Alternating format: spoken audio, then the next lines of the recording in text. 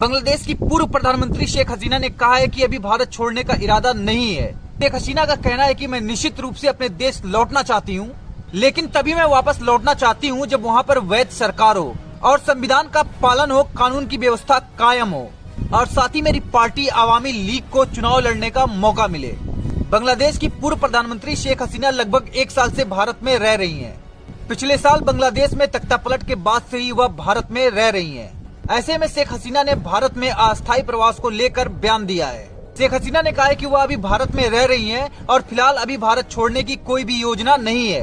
इसके साथ ही उन्होंने कहा है कि बांग्लादेश में जो आगामी चुनाव होने वाला है उसमें अगर उनकी पार्टी आवामी लीग को हिस्सा लेने नहीं दिया गया तो लाखों मतदाता जो हैं वो चुनाव का बहिष्कार कर देंगे। बांग्लादेश की पूर्व प्रधानमंत्री शेख हसीना ने पिछले साल जुलाई और अगस्त में हुए छात्र आंदोलन के दौरान हुई मौतों पर माफी मांगने से साफ मना कर दिया और इसी छात्र आंदोलन की वजह से बांग्लादेश में उनकी सरकार का तख्तापलट हो गया था। शेख हसीना ने राइटर्स को दिए ईमेल इंटरव्यू में उन्होंने कहा है कि मैं भारत में आराम से रह रही हूँ। उन्होंने कहा है कि अगर आवामी लीग के हिस्सेदारी के बिना अगर बांग्लादेश में चुनाव होता है तो वह किसी भी कीमत पर वापस नहीं लौटेंगी। उन्होंने कहा है कि मेरी पार्टी आवामी लीग के हिस्सेदारी के बिना अगर देश में चुनाव होता है तो मैं ऐसे किसी भी सरकार के कार्यकाल में बांग्लादेश लौटना नहीं चाहूंगी। उन्होंने आगे कहा कि बांग्लादेश में लंबे समय से वैध सरकार थी, संविधान का पालन हो रहा था, लेकिन अब ऐसा नहीं है।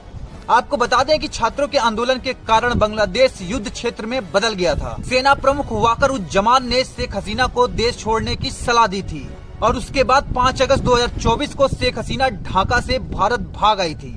तभी से भारत में निर्वासन में रह रही हैं। बांग्लादेश के इंटरनेशनल क्राइम ट्रिब्यूनल 1 ने शेख हसीना के खिलाफ मुकदमे में पिछले 1 महीने में 54 गवाहों के बयान जो हैं वो दर्ज किए हैं और साथ ही जो क्रॉस एग्जामिनेशन है उसको भी सुना है।